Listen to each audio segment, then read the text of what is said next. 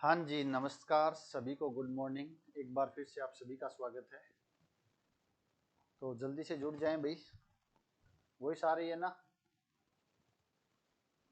एक बार कमेंट करके बताएं कि वॉइस अच्छे से आ रही है ना। तो आज की क्लास में हम शुरू करेंगे प्लेन यानी कि समतल के बारे में। तो लास्ट 3 क्लास में हमने रेखा के बारे में पढ़ा था, यानी कि स्ट्रेट लाइन, सरल रेखा के बारे में। तो उम्मीद है वो कंसेप्ट आपके क्लियर हो गया। बहुत ही आसान सा टॉपिक है सरल रेखा, उसका नाम में ही सरल आ रहा है तो टॉपिक तो आसान होना ही है। संगीता जी बोले यस सर, वही सारी है, चलो अच्छी बात है। तो 2 दिन अपनी क्लास नहीं हो पाई थी, आपने रिवीजन कर लिया होगा। तो आज हम समतल के बारे में पढ़ेंगे। तो समतल का रोल मैंने आपको पहले ही बताया था। अगर 2D के अंदर जो रोल हमारे पास सरल रेखा होता है, या मैं बोलूँ 2D के अंदर हम सरल रेखा को पढ़ते हैं, वैसे 3D के अंदर हमें प्लेन को पढ़ना है। अगर आपने 2D के अंदर सरल रेखा की समीकरण आपको ध्यान में हो तो क्या होती है, ax plus B Y plus सी बराबर 0, या हम बोले एक्स वाई में लीनियर इक्वेशन होती है, वो एक सरल रेखा को निरूपित करती है। इसी प्रकार 3D के अंदर जनरल इक्वेशन ऑफ प्लेन है, वो क्या होती है, ax plus B Y plus सी जेड प्लस डी बराबर 0। और या हम ऐसे बोलें कि एक्स वाई जेड में जो एक घात की समीकरण है, जो लीनियर इक्वेशन है, वो आपके पास प्लेन यानी कि समतल को रिप्रेजेंट करती है। तो इन दोनों में लगभग समानता है और कंसेप्ट भी वही है। वहां पर हम एक्स वाई में बात करते थे वेरिएबल, यहाँ पर आपके पास वेरिएबल है वो एक्स वाई जेड वेरिएबल आ जाएंगे, ठीक है ना। तो ये हमारे पास रहेगा समतल। तो आज की क्लास में हम शुरू करने जा रहे हैं समतल। तो समतल के बारे में सबसे पहले बात तो करें परिभाषा की। तो आप सभी जानते हो समतल की परिभाषा क्या होती है। समतल क्या होता है? समतल एक ऐसा सरफेस या पृष्ठ होता है जिसके ऊपर कोई भी दो बिंदु ले और उन दोनों बिंदुओं को मिलाने वाला जो रेखाखंड है, तो उस रेखाखंड पर कोई भी बिंदु है वो वापस उसी पृष्ठ पर लाई करेगा। या मैं ऐसे बोलूं कि वो पूरा का पूरा रेखाखंड है, वो अगर उसी पृष्ठ या उसी सरफेस पे लाई करता हो, तो ऐसे सरफेस को, ऐसे पृष्ठ को हम क्या बोलते हैं, समतल बोलते हैं, यानी कि प्लेन बोलते हैं। तो ये तो हो गई हमारे पास आसान सी परिभाषा समतल की। पृष्ठ, जैसे हम बात करें, जैसे आपने फुटबॉल देखा होगा या तरबूज देखा होगा, या आपने कोई भी गोला टाइप का है, तो ये कभी भी समतल नहीं हो सकता है।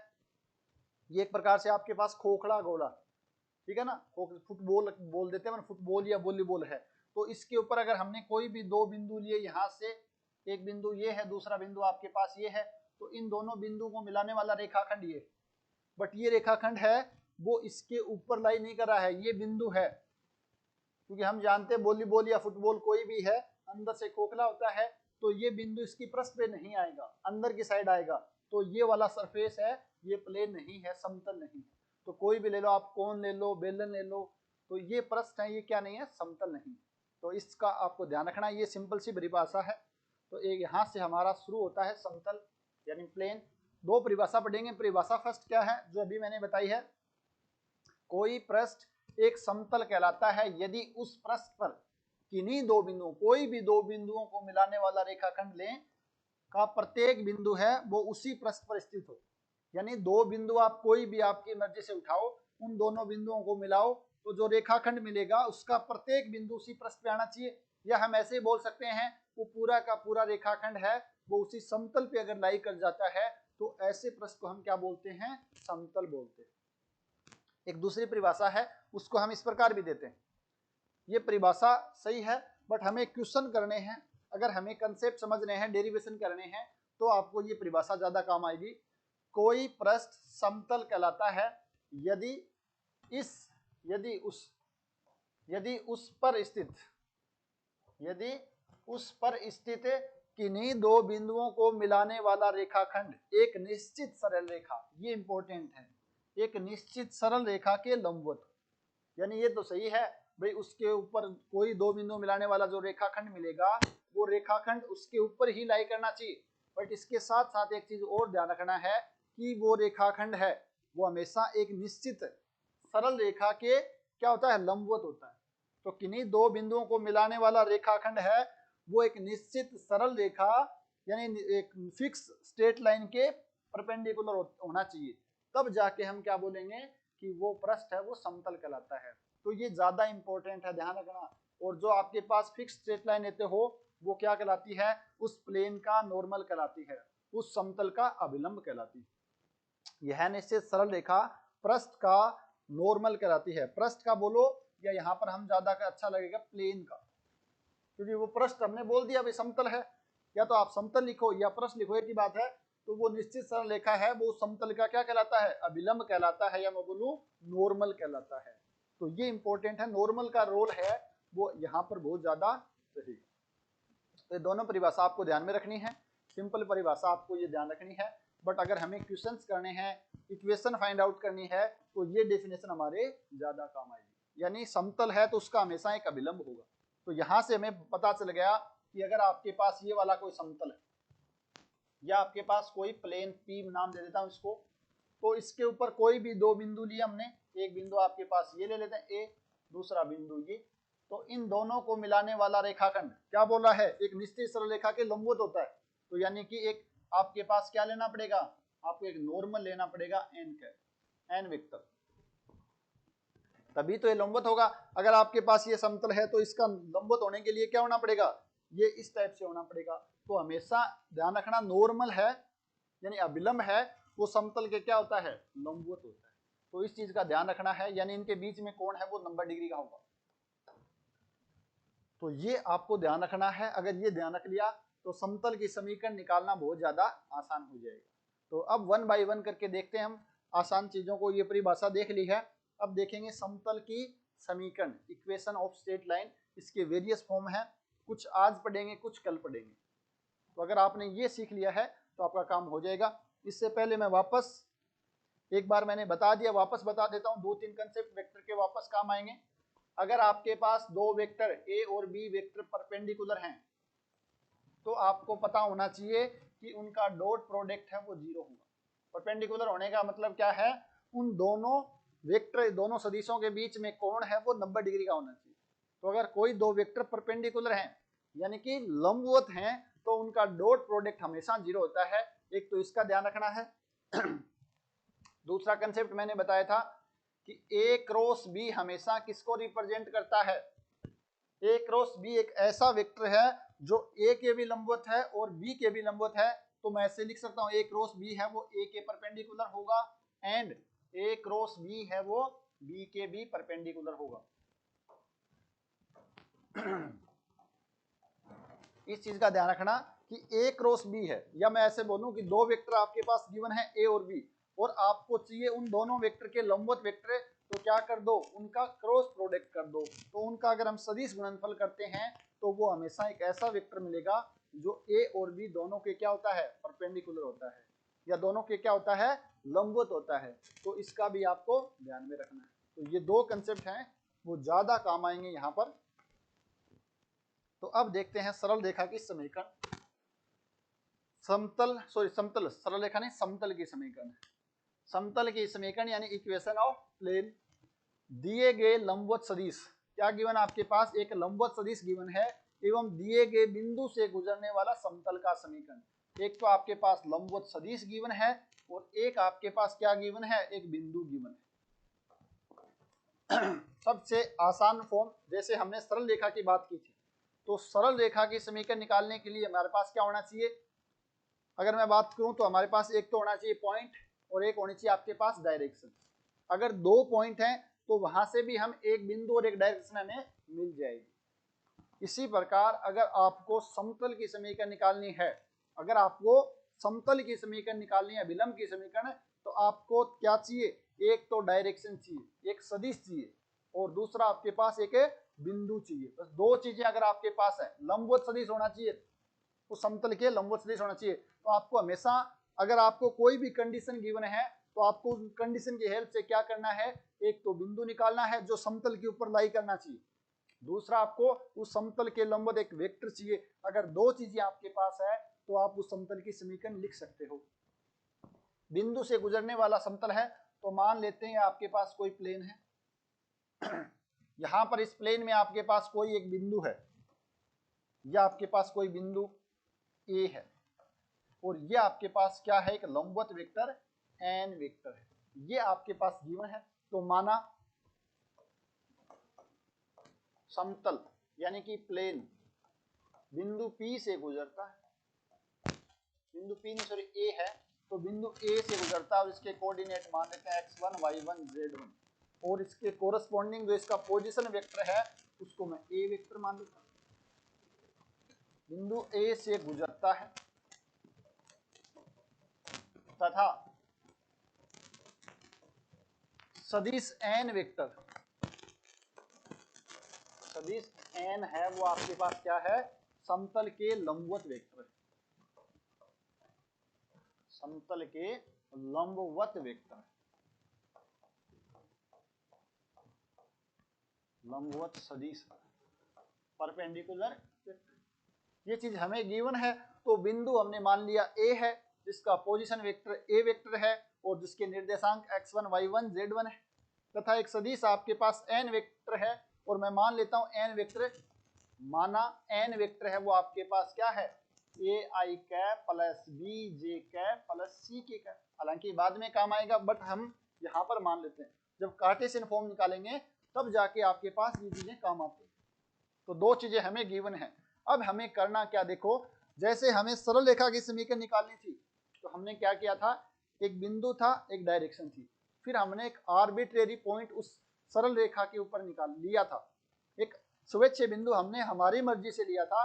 तो यहाँ पर भी हम क्या करेंगे, हमेशा एक आर्बिट्रेरी पॉइंट लेंगे और मान लेते हैं आर्बिट्रेरी पॉइंट R है जिसका पोजीशन वेक्टर आपके पास R वेक्टर है और इस R बिंदु के निर्देशांक मान लेते हैं x y z है। तो क्या करना, माना समतल पर कोई स्वेच्छ बिंदु, समतल पर कोई आर्बिट्रेरी पॉइंट या कोई स्वेच्छ बिंदु आपके पास क्या है, R है जिसका कोऑर्डिनेट x y z, ये आपको हमेशा ही मानना है। तो ध्यान रखना इस चीज का। बधाइयां किसको चलेंगे, Praveen task selected in TGT math sir EMRS, बहुत बहुत बधाई हो भाई प्रवीण जी। टांक है क्या प्रवीण जी, टांक आपको बहुत बहुत बधाई, कल रिजल्ट आया था EMRS का और बहुत जल्दी हम आपको बधाई और शुभकामनाएं देते हैं कि आप फर्स्ट ग्रेड में भी इसी प्रकार सेलेक्ट होंगे भाई, बहुत बहुत शुभकामनाएं आपको, आप सभी साथियों को। अगर आप तैयारी कर रहे हो तो इस प्रकार की अगर आपके पास न्यूज हो तो भेजते रहा करो, उससे क्या अपने अंदर मोटिवेशन आता है। तो बहुत बहुत बधाई हो।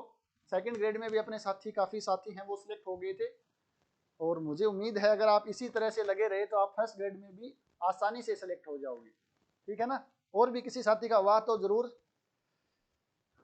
मोस्ट वेलकम प्रवीण जी, मोस्ट वेलकम आपका। जल्दी से आप ज्वाइनिंग लेकर के और फर्स्ट ग्रेड की तैयारी है वो जारी रखें, साथ साथ में छोड़नी नहीं है। होता क्या है, ये मैंने देखा बहुत बार कि कोई भी हो चाहिए अपन फर्स्ट ग्रेड में लग जाते हैं तो आगे नहीं बढ़ पाते, सेकंड ग्रेड में लग जाते हैं तो वो क्या थोड़ा सा एक तो बिजीनेस आ जाता है, एक थोड़ा सा अपने अंदर आता है, एक सेटिस्फेक्शन मिल जाता है यार जॉब लग गई है अब ठीक है। तो इसको आपको नहीं हावी नहीं होने देना है, जॉब लग गई अच्छी बात है, मुझे और आगे बढ़ते रहना है, ठीक है ना। तो अपनी तैयारी सुचारू रूप से जारी रखना है। चलो बहुत बहुत बधाई हो।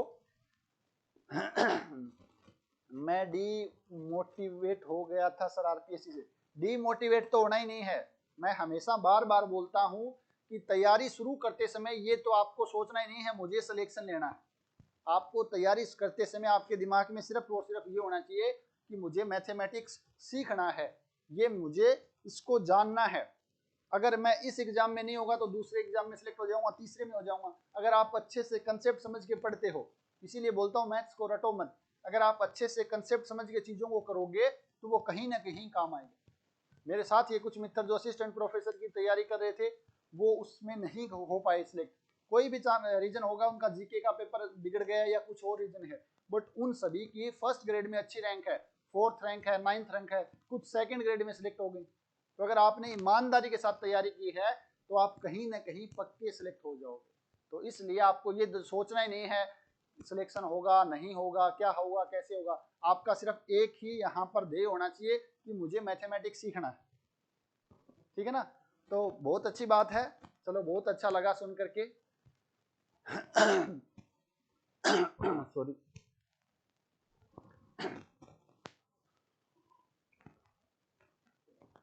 अब जल्दी से मिठाई खिलाओ भाई प्रवीण कुमार। चलो तो भाई वापस आते हैं एक बार अच्छी बात है, बहुत ही अच्छी खबर है। ठीक है ना, तो वापस आ जाओ भी एक बार, थोड़ा सा बाद में हम वापस डिस्कस करेंगे इस चीज के बारे में। हम पढ़ रहे थे एक समतल की समीकरण, जिसके अंदर आपको एक बिंदु गिवन है जो जिस बिंदु से समतल गुजरता है, और एक आपके पास लंबवत सदिश है जो उस समतल के लंबवत है। लंबवत सदिश का मतलब क्या है? उस समतल के लंबवत वेक्टर है। ये हमें गिवन है, तो हमें क्या करना है? हमेशा ये डायग्राम बनाना, ये काम करना है। इस समतल पर हमें एक बिंदु मान लेना, अपनी मर्जी से मान लेते हैं वो बिंदु आर है, जिसका पोजीशन वेक्टर आर है। ये बिंदु हमने मान लिया। अब आपको क्या करना है? देखो, इस समतल में आपके पास ए आर वेक्टर मिलेगा। क्या मिलेगा? ए आर वेक्टर मिलेगा।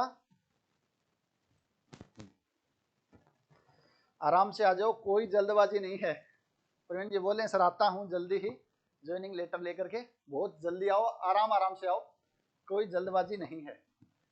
ठीक है ना, तो हमें क्या करना? ए आर वेक्टर आपके पास ये है, तो ये ए आर वेक्टर और एन वेक्टर हैं, ये दोनों क्या है? लंबवत हैं, क्योंकि ये तो समतल में है, ये समतल के लंबवत है। बस यही कंसेप्ट आपको समझना है। ये कंसेप्ट आपने समझ लिया है तो ये मानो आपका हो गया। आर बिंदु हमने हमारी मर्जी से माना समतल के ऊपर, तो हमें पता है ए आर वेक्टर है वो समतल के अंदर लाई करता है, और एन वेक्टर है वो समतल के लंबवत है। तो यहां से मैं लिख सकता हूं, अतः यहां से मैं लिख सकता हूं कि ए आर वेक्टर है वो क्या है? एन वेक्टर के लंबवत है। एन वेक्टर के लंबवत है। This implies a r vector dot n vector बराबर 0। बस ये आपके पास क्या आ गया? समतल का समीकरण आ गया। कितना आसान है। इसको मैं थोड़ा सा और सिंप्लीफाई कर देता हूं, तो ए आर वेक्टर आपके पास हो जाएगा r vector minus a vector dot n vector बराबर 0। इसको आपको ध्यान रखना बस। जहां पर ए आपके पास क्या है? ये आपके पास गिवन बिंदु है, गिवन पॉइंट है, और यहां पर आपके पास एन वेक्टर है, ये आपके पास लंबवत सदिश है। क्या है? लंबवत सदिश, यानी परपेंडिकुलर वेक्टर। तो क्या करना है? R minus a dot n cap, ये किसको बताता है? समतल की सदिश रूप को बताता है। कौन सी फॉर्म है ये? आपके पास सदिश रूप है, सदिश रूप यानी कि वेक्टर फॉर्म।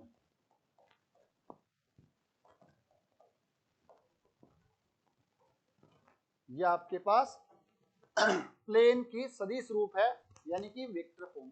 कितना आसान है। देखो क्या करना है, आपके पास एक बिंदु है जिससे समतल गुजरता है, एक लंबवत वेक्टर है समतल के, एन वेक्टर मान लिया, और आपको क्या करना है? समतल पे कोई भी एक आर्बिट्री पॉइंट आर मान लिया, ए आर को मिलाया, तो आपके पास ए आर सदिश कहाँ मिला? समतल में। एन वेक्टर आपके पास समतल के लंबवत है, यानी दो वेक्टर लंबवत हैं, तो हम जानते हैं उनका डॉट प्रोडक्ट 0 होगा, और जैसे ही 0 किया तो आपके पास ये आ गया है सदिश रूप समतल की समीकरण का। सॉरी भाई।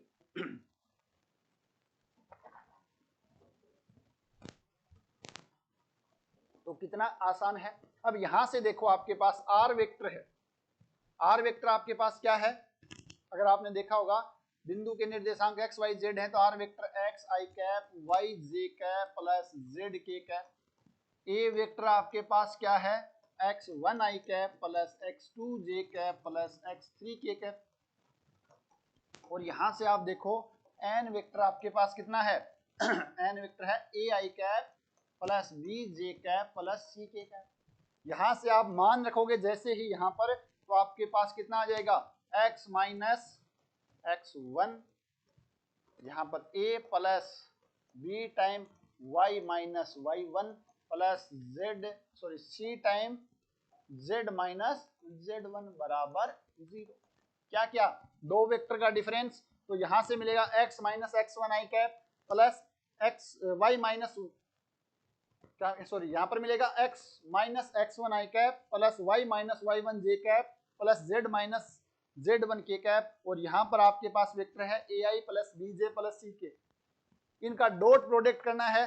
जैसे ही डॉट प्रोडक्ट करते हैं तो हम जानते हैं कि ये आ जाएगा ए इसके साथ मल्टीप्लाई, बी आपके पास y माइनस वाई वन के साथ मल्टीप्लाई हो जाएगा, और सी आपके पास z माइनस जेड वन के साथ मल्टीप्लाई हो जाएगा, क्योंकि हम जानते हैं a dot b A1 A2 plus B1 B2 plus C1 C2 होता है। तो इसका यूज किया तो आपके पास ये आ गई है समतल की कार्तीय रूप में। कौन से में? कार्तीय रूप में समतल की समीकरण। आपको ये वाली फॉर्म ही ध्यान रखनी है, जहां पर x1 y1 z1 गिवन बिंदु है उसके निर्देशांक हैं और a b c जो आपके पास समतल है उसके अभिलंब के क्या है आपके पास दिक् अनुपात हैं। जहां पर लिख सकते हो आप चाहो तो, जहां पर x1 y1 z1 दिया गया बिंदु है जहां से समतल गुजरता है, और दूसरी चीज आपके पास यहाँ पर ए बी सी है, वो क्या है? Direction ratio of normal of plane, यानी प्लेन के अभिलंब के दिक् अनुपात है ए बी सी। तो ये आपको थोड़ा सा यहाँ पर ध्यान रखना है। बहुत ज्यादा आसान सी आपके पास क्या आ गई है? समतल की समीकरण आ गई है। इसको थोड़ा सा और सिंप्लीफाई करें हम, तो यहां से आपके पास कितना आ जाएगा? देखो क्या गिवन है आपके पास, a x minus x1 plus B time y minus y1 plus c time z minus z1 बराबर 0। यहां से आपके पास इसको अगर और सिंप्लीफाई करते हैं हम, तो ये आ जाएगा देखो ए एक्स, यहां से बी वाई, यहां से सी जेड प्लस या माइनस का a x1 plus b y1 plus c z1 plus c z1 ही आएगा सिर्फ, बराबर 0। और इसको मैं थोड़ा सा और सिंप्लीफाई कर देता हूं, तो a x plus B Y plus C Z plus D बराबर 0। जहां पर डी का मान कितना है भाई? जहां डी आपके पास है माइनस का a x one plus B y one plus C z one, ये आपके पास डी है, ये आपके पास डी है। इसको ये क्या आपके पास x1 y1 z1 भी कुछ न कुछ कांस्टेंट होगा, अचर राशि होगी। ए बी सी भी आपके पास अचर है, तो एक अचर राशि आएगी, तो माइनस के चिन्ह को साथ लेकर इसको डी मान लिया है। तो ये आपके पास समतल की समीकरण है, वो कौन सी है? जनरल फॉर्म है, यानी कि व्यापक रूप। ये आपके पास व्यापक रूप है, जनरल फॉर्म, व्यापक रूप है। A x plus B Y plus C Z plus d आपके पास, जहां पर ए बी सी हमेशा ध्यान रखना एक्स वाई जेड का गुणांक है, वो हमेशा अभिलंब की दिक् अनुपात को बताता है, अभिलंब के दिक् अनुपात को बताता है। इस चीज को ध्यान रखना भाई, हमेशा एक्स वाई जेड का गुणांक है वो अभिलंब के दिक् अनुपात को बताता है। दूसरी चीज, यहाँ पर अगर आपके पास एक बिंदु और अभिलंब के दिक् अनुपात गिवन है, तो हमेशा आपको ये वाला ही इक्वेशन को ध्यान में रखना है और इसी से सोल्व करना है। यहां से अब क्या करना पड़ेगा आपको? d का मान निकालना पड़ेगा। यहाँ पर आपको डायरेक्ट क्या रखा? a into x minus x1 plus b into y minus y1 plus c into z minus z1 value put की, और आपके पास क्या आ जाएगी? कार्तीय रूप में अभिलंब उसकी समतल की समीकरण आ जाएगी। तो हमने पढ़ लिया है, अगर बिंदु गिवन है, लंबवत सदिश गिवन है, तो सदिश फॉर्म में उसकी समतल की समीकरण, उसके बाद कार्टेशियन फॉर्म यानी कि कार्तीय रूप में समतल की समीकरण, और उसके बाद हमने देखा था जनरल फॉर्म यानी व्यापक रूप में समतल की समीकरण है, वो हम किस प्रकार निकालते हैं। तो ये आपको ध्यान रखना है। कोई समस्या नहीं, यहाँ तक तो आसानी से कर सकते हो, कुछ भी नहीं करना, बेसिक्स आपको डेरिवेशन बता दिया है। तो हमेशा जब भी समतल की समीकरण निकालने हो तो आपको डायग्राम बनाना है। एक आपको वेक्टर लेना है इसके अंदर, और दूसरा वेक्टर आपको लेना है इसका अभिलंब वेक्टर। एक बिंदु मिल गया तो ये अपनी मर्जी से मानकर इनका डॉट प्रोडक्ट 0 करना है। ये आपको थोड़ा सा यहाँ पर ध्यान रखना है। नेक्स्ट फॉर्म देखते हैं, तो आपके पास है नॉर्मल फॉर्म यानी कि अभिलंब रूप। अभिलंब रूप की समीकरण आपको निकालनी है। तो आपके पास समतल की समीकरण व्यापक रूप में क्या होती है? समतल की समीकरण क्या व्यापक रूप? समतल की समीकरण अभी हमने लिखा था a x plus B Y plus C Z plus D बराबर 0। A x plus B Y plus C Z plus D बराबर 0, ये समतल का जनरल फॉर्म है, व्यापक रूप है। अब हमें क्या करना है? जो एक्स वाई जेड के गुणांक हैं, यानी समतल के अभिलंब के दिक् अनुपात हैं, उनको दिक्कोजय बनानी है। इसके दिक् अनुपात हम जानते हैं कि ए बी सी है। कोई भी सरल रेखा के दिक् अनुपात ए बी सी है। अभिलंब हमेशा एक सरल रेखा ही तो होगी। अगर हमें दिक्कोजय बनानी है तो क्या करना है, इनके वर्गों का जोड़ करके और अंडर रूट का भाग देना है। यानी इसमें भाग दे दें a square plus b square plus c square. Same इस क्वांटिटी का भाग यहाँ पर दे दें और सेम इस क्वांटिटी का भाग है वो यहाँ पर दे दें। तो आपके पास क्या बन जाएगी, ये दिक्कोजय बन जाएंगी। मीनू शेखावत बोले हैं सर ये ए वेक्टर चेंज किया है क्या? सर ये ए वेक्टर चेंज किया है क्या? ए वेक्टर कौन सी बात कर रहे हो भाई, एक बार आप ए वेक्टर को चेंज कहां पर कर लिया हमने?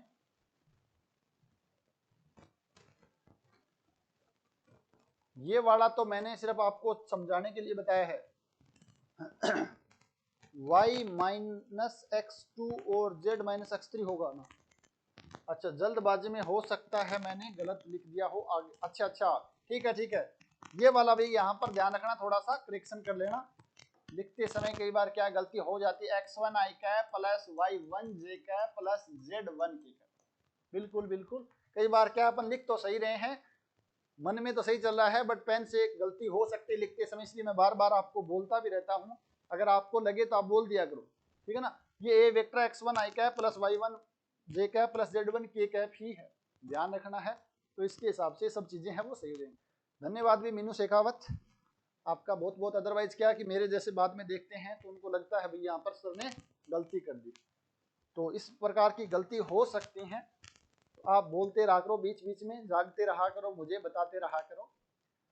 चलो बहुत अच्छी बात है। चलो आगे बढ़े, हम आगे देख लेते हैं हम क्या, अभिलंब रूप में नॉर्मल फॉर्म में समतल की समीकरण। तो हमें करना क्या है कि समतल के जो अभिलंब के DRS है यानी कि दिक् अनुपात, उनको दिक्कोजय बनानी है।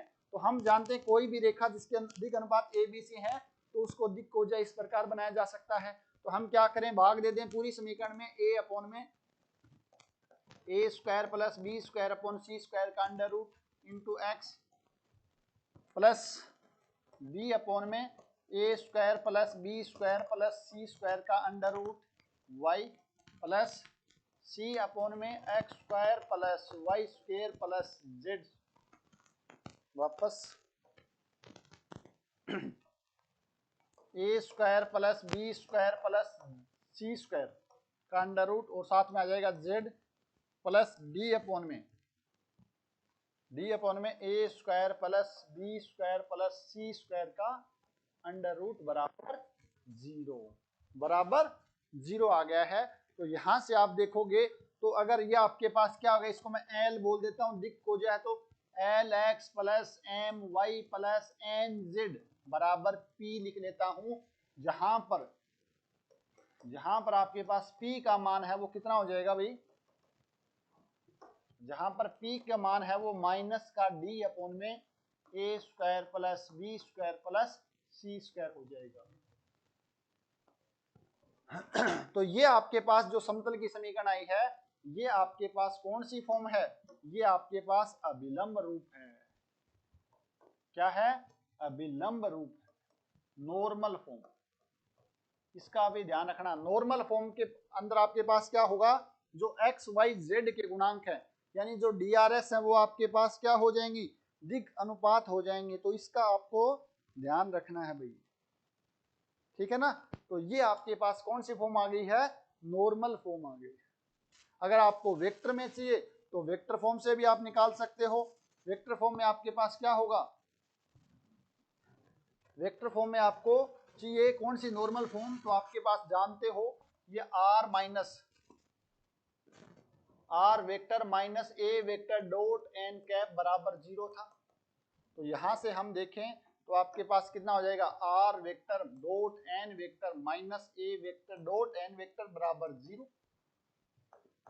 आपको क्या बनाना है, अच्छा r dot n a dot n, क्या करना है, एन वेक्टर है इसको इकाई सदिश बना लेते हैं।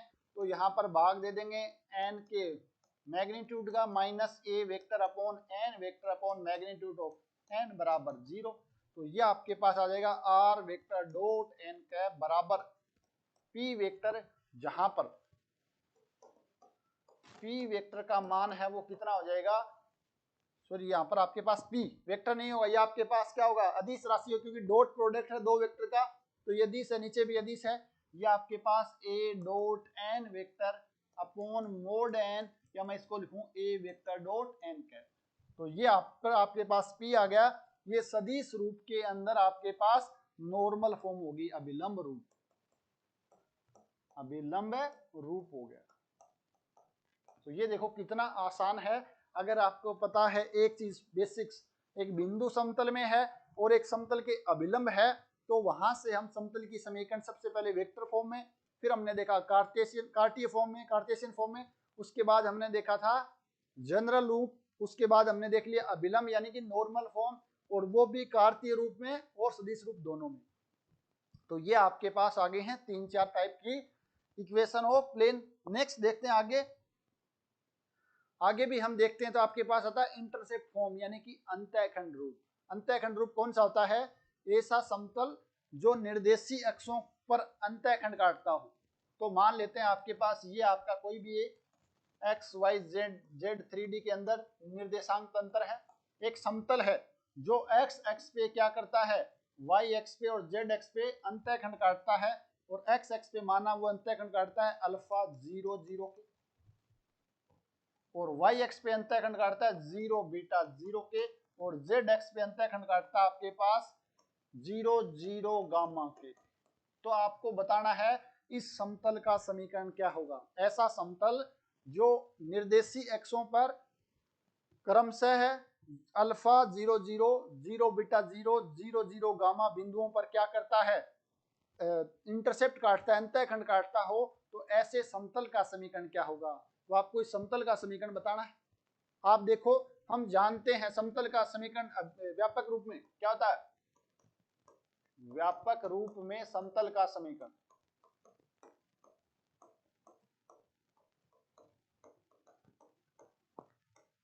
क्या, आपके पास व्यापक रूप समतल का समीकरण ax plus B Y plus सी जेड प्लस डी बराबर 0।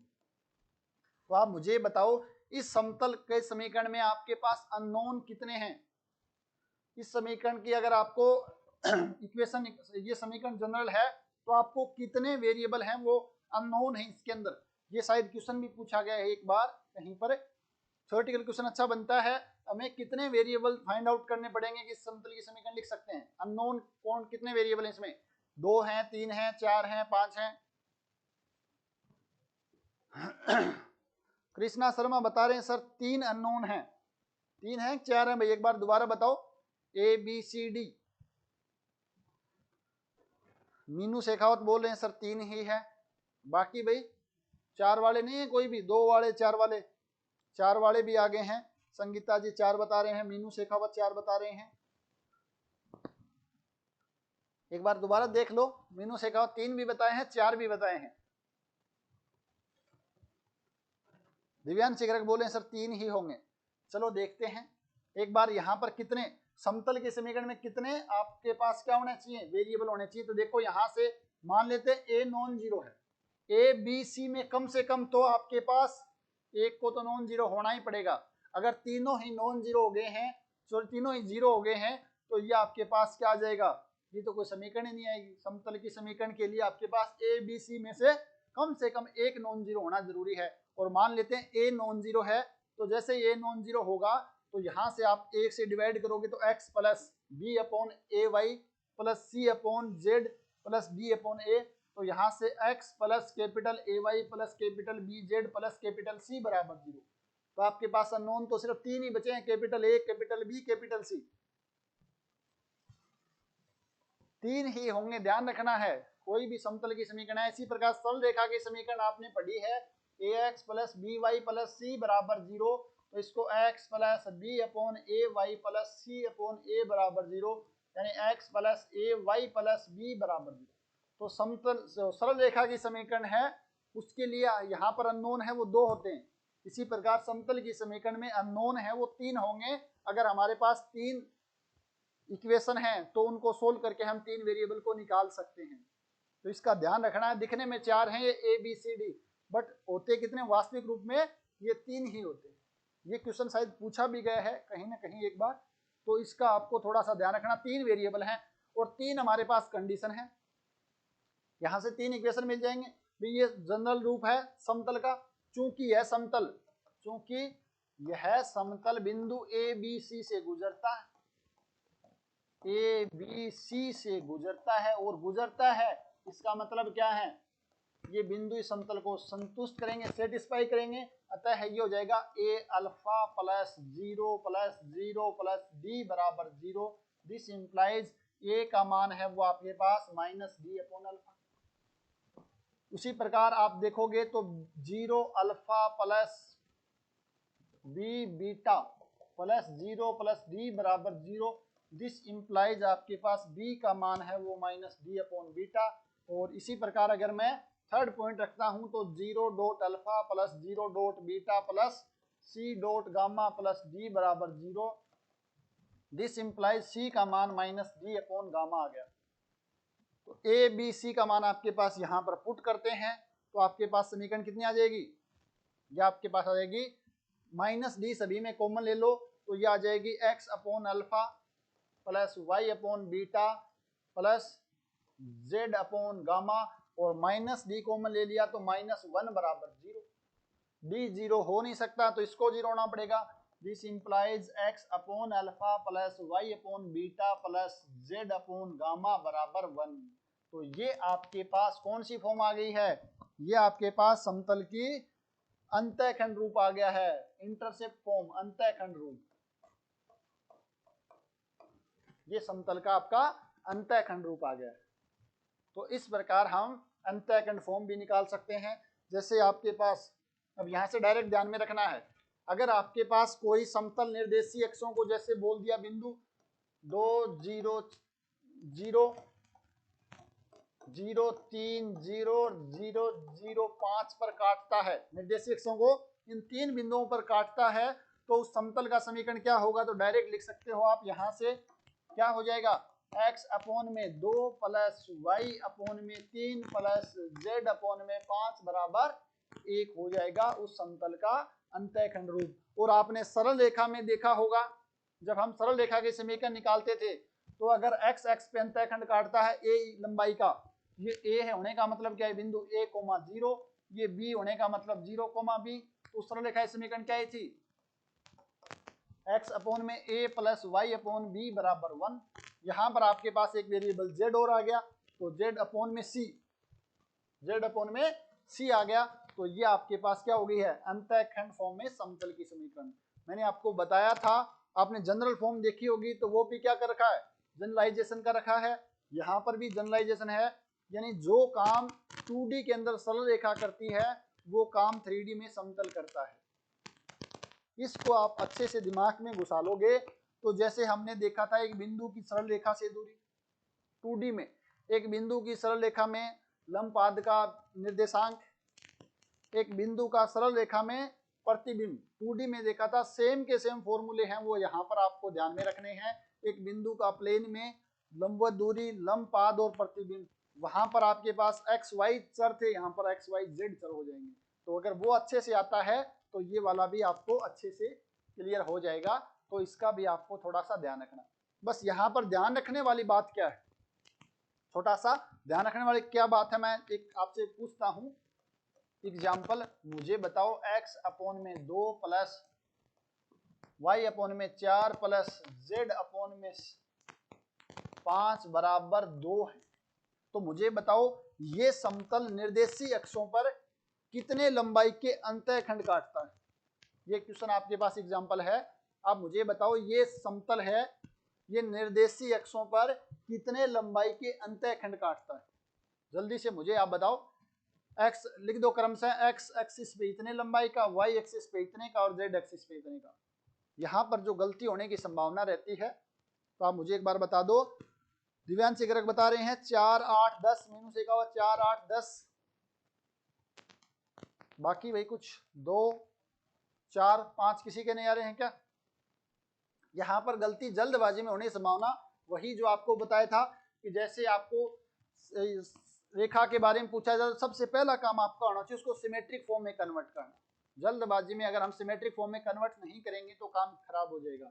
यहाँ पर भी देखो आप, इसकी समीकरण में यहाँ पर 1 होना चाहिए हमेशा, यहाँ पर 1 होगा उस केस में अल्फा बीटा गामा है वो अंतःखंड पर निर्देशीय अक्षों पर जो अंतःखंड की लंबाई को डिनोट करता है। तो यहाँ पर आपको 1 बनाना है, तो 1 बनाने के लिए आपको क्या करना पड़ेगा, 2 का भाग देना पड़ेगा दोनों साइड। तो x/4 plus y/8 plus z/10 बराबर 1। तो यानी x एक्सिस पे जो अंतःखंड काटेगा वो 4 लंबाई का होगा, y एक्सिस पे 8 लंबाई का और z एक्सिस पे 10 लंबाई का होगा।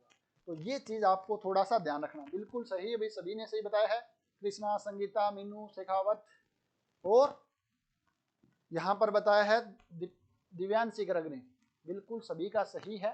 तो बस ये थोड़ा सा ध्यान रखना है, जल्दबाजी में यहाँ पर गलती होने की संभावना रहती है, क्योंकि उस समय एग्जाम के टाइम पर दिमाग इतना ही चलता है इसके नीचे क्या क्या लिखा हुआ है डायरेक्ट कर दो, यहाँ पर ध्यान जाएगा ही नहीं, ठीक है ना।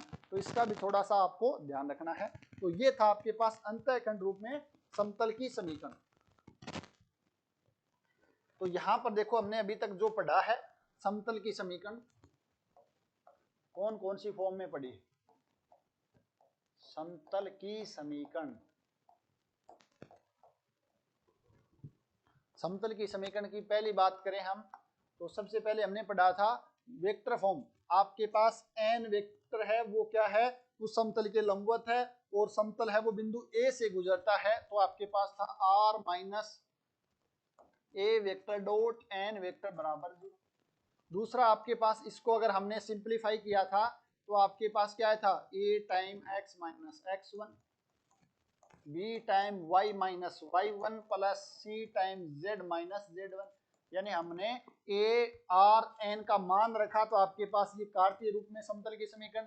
फिर इसको थोड़ा सा और सिंप्लीफाई कर लिया तो ax plus y plus c z plus d बराबर 0 समतल की व्यापक समीकरण, यानी कि जनरल फॉर्म ऑफ प्लेन। उसके बाद हम बात करें फोर्थ, तो आपने देखा था अभिलंब रूप में, यानी आपको क्या करना है, ए बी सी को क्या बनाना है, इसको दिक्कोजय बनाना है। तो l x plus m y plus n z plus ये आपके पास आ गया पी, मान लेते हैं यहाँ पर बराबर पी। तो ये आपके पास क्या आ गया था, अभिलंब रूप में यानी नॉर्मल फॉर्म में समतल की समीकरण। और पांचवें में हमने यहाँ पर देखा था वेक्टर फॉर्म भी देख ली थी। उसके बाद हमने देखा अंतःखंड रूप x upon a plus y upon b plus z upon a b मत लिखो भाई, यहाँ पर कंफ्यूज हो जाओगे, अल्फा बीटा गामा ही चलने दो, क्योंकि ए बी सी हमने मान रहे हैं कि समतल के अभिलंब के निर्देशांक हैं x upon alpha y upon beta z upon gamma बराबर 1। तो ये आपके पास कौन सी फॉर्म है, ये आपके पास अंतःखंड रूप है। यहाँ पर ए बी सी भी लिख सकते हैं, बट आप कंफ्यूजन नहीं हो इसलिए मैंने यहाँ पर अल्फा बीटा गामा लिया, क्योंकि ए बी सी हम ले रहे हैं जो समतल का अभिलंब है उसके दिक् अनुपात यानी कि डायरेक्शन रेशियो को लेकर चल रहे हैं। तो ये फॉर्म हमने अभी तक पढ़ी है और मूल यही है। अब इन्हीं का यूज करके हमें काम करना, सबसे इंपॉर्टेंट है वो ये वाली या ये वाली, एक ही चीज है तो दोनों, तो यहाँ से तो ये मिली है और यहाँ से हमें ये भी निकाल सकते हैं। ये आपको अच्छे से ध्यान में रहनी चाहिए। अब हम क्या पढ़ेंगे, कुछ और विशेष परिस्थितियों में समतल की समीकरण है उनके बारे में पढ़ेंगे। तो यहाँ पर लिखा कुछ दी गई विशेष परिस्थितियों में समतल का समीकरण, ये और आपको ध्यान रखना है। उसके बाद आपकी सारी की सारी समतल की समीकरण है वो आ जाएंगी। इसके अंदर हम क्या क्या पढ़ेंगे, सबसे पहले मूल बिंदु से गुजरने वाला समतल का समीकरण। आपके पास जनरल फॉर्म की समतल की समीकरण है, मूल बिंदु से गुजरने वाला कोई भी कर्व हो तो आप जानते हैं उसमें कांस्टेंट का मान 0 हो जाएगा, यानी ax plus B Y plus सी जेड प्लस डी बराबर 0 गुजरता मूल बिंदु से तो d का मान 0 हो जाएगा। तो वो देखेंगे। निर्देशी समतलों का समीकरण, निर्देशी समतल एक्स वाई समतल, वाई जेड समतल, जेड एक्स समतल, उसकी हम किस प्रकार निकालते हैं वो देखेंगे। निर्देशी समतलों के समांतर एक्स वाई तल के समांतर किसी समतल का समीकरण निकालना है, या वाई जेड समतल के समांतर किसी समतल का निर्देशांक इक्वेशन निकालनी है, या एक्स जेड के समांतर कोई समतल है उसकी समीकरण निकालनी है, तो वो कैसे निकालते हैं वो भी देखेंगे। नेक्स्ट है निर्देशी अक्षों के समांतर, निर्देशी अक्षों का समांतर एक्स एक्स के समांतर कोई समतल है तो उसकी समीकरण क्या होगी, वाई एक्स के समांतर कोई समतल है तो उसकी समीकरण क्या होगी, और जेड एक्स के समांतर कोई समतल है तो उसकी समीकरण क्या होगी, उसके बारे में भी देखेंगे। नेक्स्ट है दो समतलों के प्रतिच्छेदन से गुजरने वाला समतल। दो समतल के प्रतिच्छेदन से, तो आप बोलोगे सर दो समतलों के प्रतिच्छेदन से तो हमेशा एक सरल रेखा गुजरती है, ठीक है, सरल रेखा गुजरती, बिल्कुल सही बात है। तो उस सरल रेखा को कंटेन करने वाले समतल का समीकरण, आप बोलोगे सर उस समतल को कंटेन करने वाले तो अनंत समतल होते हैं, बिल्कुल अनंत समतल आपको मिलते हैं। जैसे आपने पढ़ा था दो रेखाओं के प्रतिच्छेदन से गुजरने वाली सरल रेखा, तो दो रेखा अगर प्रतिच्छेद करती हैं तो हमेशा एक बिंदु ही मिलता है, बिल्कुल सही बात है, बिंदु मिलता है। तो इस बिंदु से गुजरने वाली सरल रेखा आपके पास अनंत हो जाएंगी, ये सारी सरल रेखा इस बिंदु से गुजरते हैं। बट अगर आपको कोई एक्स्ट्रा कंडीशन दे दे कि वो इस बिंदु से भी पास होनी चाहिए, तो आपके पास सिर्फ और सिर्फ एक ही यूनिक ही सरल रेखा मिलेगी। इसी प्रकार दो समतलों के प्रतिच्छेदन से जो रेखा मिलती है, उस रेखा को कंटेन करने वाले समतल का समीकरण हमें निकालना है, वो हम यहां से निकालेंगे। उसके बाद दिए गए समतल के समांतर समतल, एक समतल गिवन है उसके समांतर समतल का समीकरण, जैसे हमने पढ़ा था सरल रेखा में एक समान सरल रेखा है उसके समांतर सरल रेखा का समीकरण निकाला था। इसी प्रकार दिए गए समतल के समांतर समतल का समीकरण कैसे दिखते हैं। नेक्स्ट है तीन बिंदुओं से गुजरने वाला समतल। अगर आपको सिर्फ तीन बिंदु गिवन है, एक समतल में आपको सिर्फ तीन ही बिंदु गिवन है ए बी सी, और आपसे पूछा जाए कि समतल का समीकरण बताओ, तो आपको करना क्या, मैंने बताया अल्टीमेट आपको देखना है, एक तो निकालना है नॉर्मल वेक्टर और एक आपको बिंदु लेना है। तो कोई भी एक बिंदु लो यहाँ पर, और एक आपको क्या चाहिए, नॉर्मल वेक्टर चाहिए। वो कैसे निकालेंगे वो भी हम जब देखेंगे इस इक्वेशन का, तब वहां पर देखेंगे। नेक्स्ट आपके पास है दिए गए बिंदु एवं रेखा से गुजरने वाला समतल का समीकरण, यानी आपके पास समतल में एक बिंदु गिवन है और एक सरल रेखा गिवन है इस समतल में, तो आपको बताना उस समतल का समीकरण क्या होगा। उसके बाद है दो प्रतिच्छेदी रेखाओं से गुजरने वाला समतल, ये दो रेखाएं प्रतिच्छेद कर रही हैं इस समतल में, तो इनसे गुजरने वाला समतल का समीकरण कैसे निकालेंगे।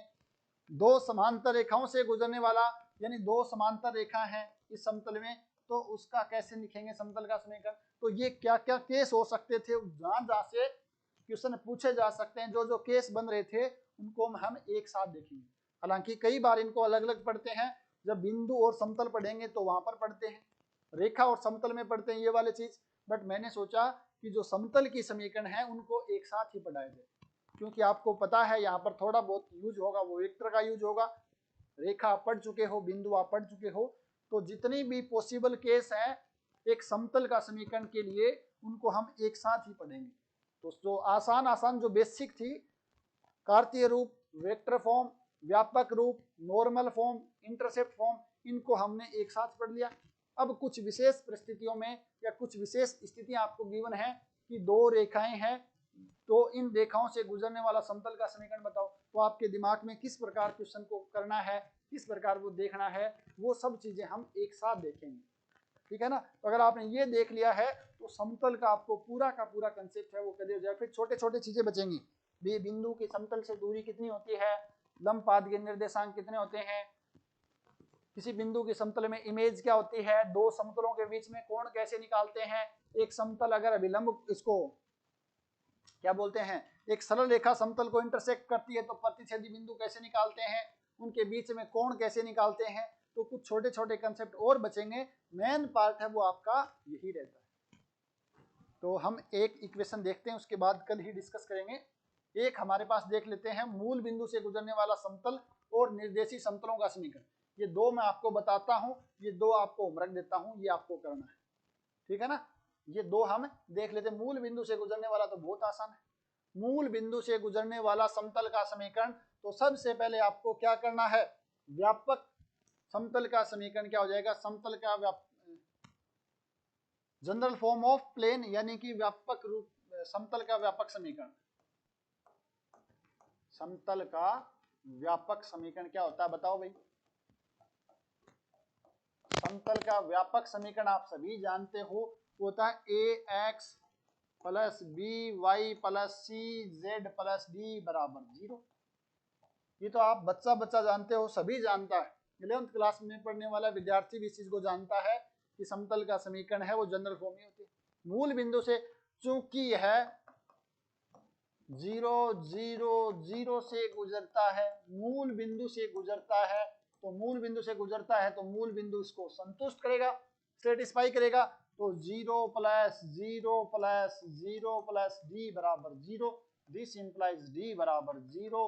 तो डी बराबर जैसे ही 0 किया तो आपके पास जो समतल की समीकरण आ गई है, जो मूल बिंदु से गुजरती है, ax plus by plus cz बराबर 0। ये आपके पास मूल बिंदु से गुजरने वाला समतल है। और आप जानते भी हो बिल्कुल d बराबर 0 हो जाएगा। आप जानते भी हो कि कोई भी कर्व हो, समतल नहीं, कोई भी कर्व हो, अगर वो मूल बिंदु से गुजरता है या कोई पृष्ठ हो जो मूल बिंदु से गुजरता है, तो उसमें कभी भी कांस्टेंट टर्म नहीं आएगी। तो जो कांस्टेंट टर्म है वो 0 होना ही पड़ेगा। तो ये आपके पास मूल बिंदु से गुजरने वाला समतल की समीकरण है। नेक्स्ट हम देखते हैं निर्देशी समतलों का समीकरण। निर्देशी समतल का समीकरण, तो सबसे पहले हम देख लेते हैं, बताओ भाई कौन सा देखें, एक्स वाई समतल की समीकरण। एक्स वाई समतल की समीकरण हम देख लेते हैं।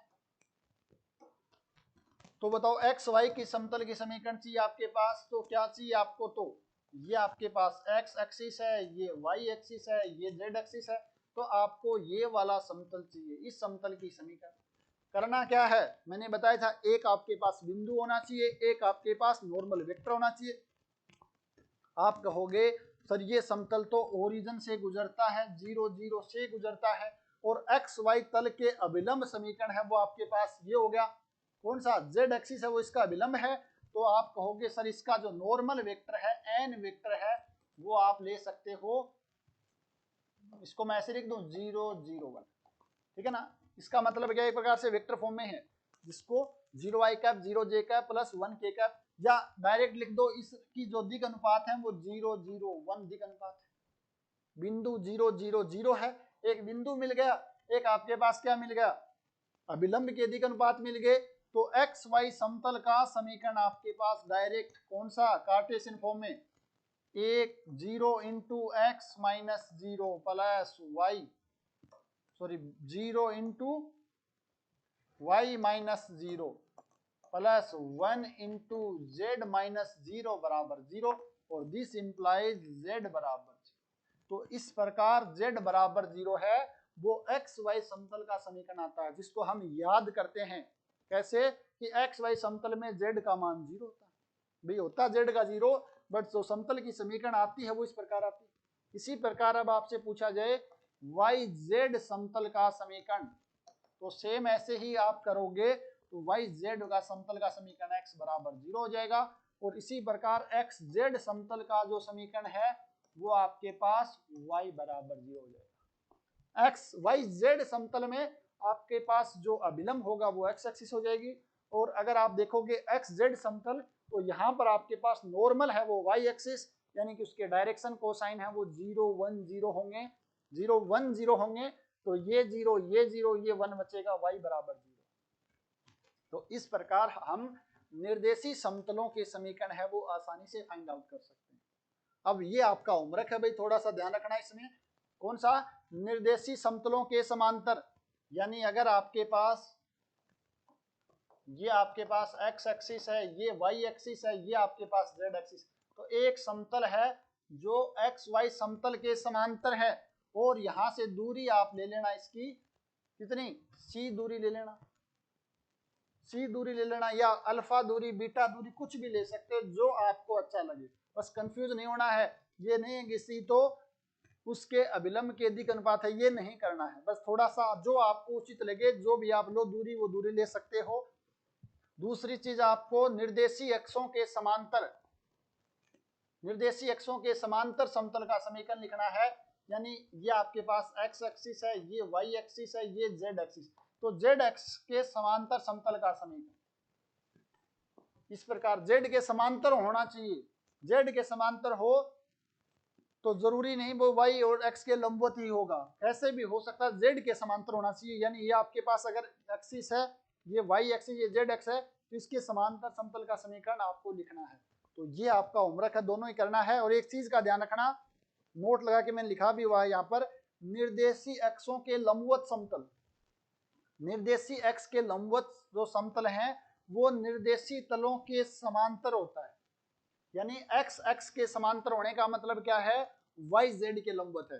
तो निर्देशीय अक्षों के लंबवत समतल है वो निर्देशीय तलों के समांतर होता है। इसका विपरीत भी सही है। इसका विपरीत का मतलब क्या है? निर्देशीय अक्षों के समांतर समतल है वो निर्देशीय तलों के लंबवत होता है। इस चीज का अभी ध्यान रखना है। अगर निर्देशीय अक्षों के लंबवत है तो वो आपके पास निर्देशीय तलों के समांतर है, निर्देशीय अक्षों के समांतर है तो वो निर्देशीय तलों के लंबवत है। ये आपको थोड़ा सा ध्यान रखना है। तो यहाँ पर ऐसे ही पूछा जा सकता है, निर्देशीय अक्षों के समांतर की बजाय निर्देशीय समतलों के लंबवत समतल का समांतर के लंबवत समतल का समीकरण। तो ये ऐसे पूछा जा सकता है, एक्स वाई समतल के जेड एक्स के समांतर पूछा है, या इसको ऐसे बोलें एक्स वाई समतल के लंबवत समतल का समीकरण। तो ये अगर आपसे पूछा है, पता है भी जेड एक्सिस का पता चल गया ना, इसके समांतर है, तो ये आपको एक्स वाई तल के लंबवत समतल का समीकरण भी पता चल गया है। तो ये आपको थोड़ा सा ध्यान रखना, इस नोट को वेरी वेरी इंपॉर्टेंट है। कई बार क्या है, हम ये सोच नहीं पाते हैं, यार एक्स वाई समतल के लंबवत तो हमने निकाला ही नहीं, हमने तो जेड एक्स के समांतर निकाला था। तो जो जेड एक्स के समांतर है वो एक्स वाई के लंबवत अपने आप ही होता है। तो इसको भी नोट को आप अच्छे से समझ लेना है। तो ये दो आपका होमवर्क है, आप अच्छे से करो और इसको ग्रुप में सेंड करना है, जो आपका ग्रुप बना हुआ है। बाकी जो इक्वेशन है उनको हम 1 बाय 1 करके कल वापस पढ़ेंगे। तो जो अभी तक पढ़ा है उसको एक बार थोड़ा सा रिवाइज करना। उसके अलावा सरल रेखा के बारे में पढ़ के आना, वापस से 15 मिनट लगेंगे, एक बार रिवाइज करके आना है, ताकि चीज़ों को आप आपस में एक दूसरों को रिलेट कर सको। ठीक है ना? तो आज की क्लास को हम यहाँ पर ही समाप्त करते हैं। आपका किसी प्रकार का कोई भी डाउट हो, किसी कंसेप्ट में समझने में कोई समस्या हो, तो आप मुझे बता सकते हैं, बेझिझक, कोई प्रॉब्लम नहीं है। कल उसको हम डिस्कस कर लेंगे।